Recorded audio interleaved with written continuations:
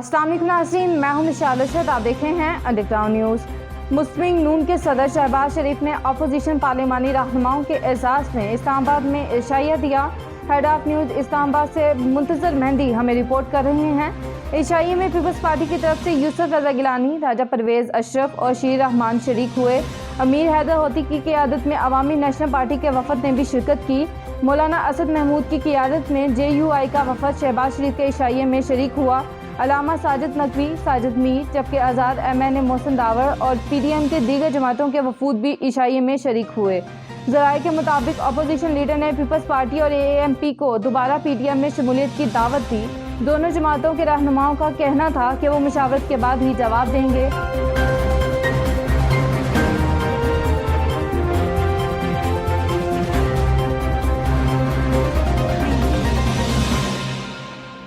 मज़ीद अपडेट्स के लिए देखते रहिए अंडरग्राउंड न्यूज़।